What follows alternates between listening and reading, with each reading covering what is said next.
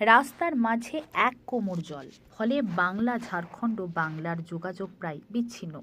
School স্বাস্থ্যকেন্দ্রে পৌঁছাতে কয়েক কিলোমিটারের ঘুরপথ রাস্তা, ছোট গাড়ি চলাচল বন্ধ।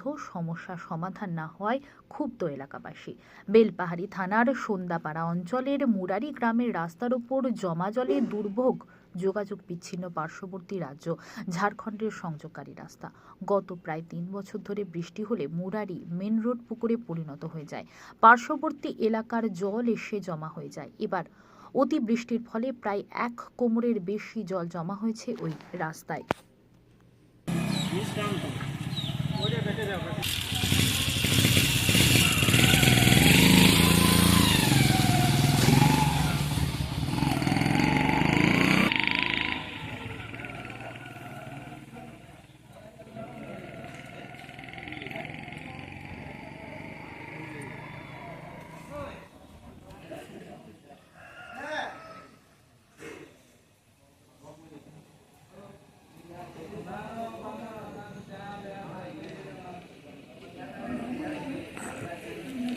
বর্ষা গেলে মোটামুটি যাতায়াতের প্রচুর অসুবিধা। সামনে একটা স্কুল আছে, বাচ্চা টিচার মানে অনেক কষ্ট করে পের হচ্ছে, কোনোদিন পের হতেও পারছেন না।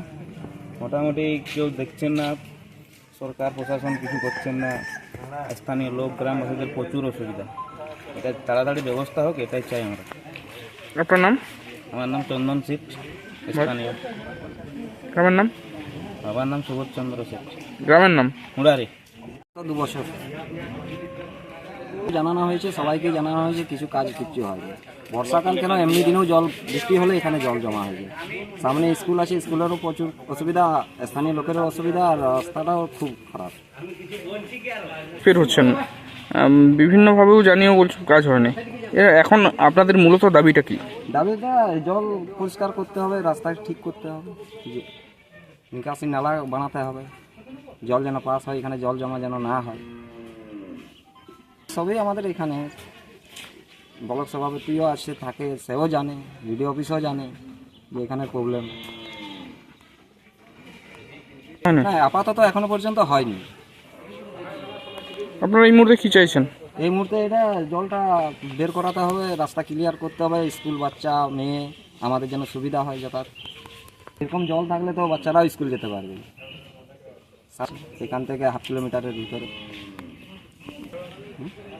এতে তো অসুবিধা হচ্ছে, তাদের পড়াশোনা ক্ষতি হচ্ছে, কেউ স্কুল যাচ্ছে নি, এমনও আছে জলের জন্য বাড়িতে থেকে যাচ্ছে। আপনার নাম? অমিত মাহাতো, বাড়ি? বাড়ি মুরারি।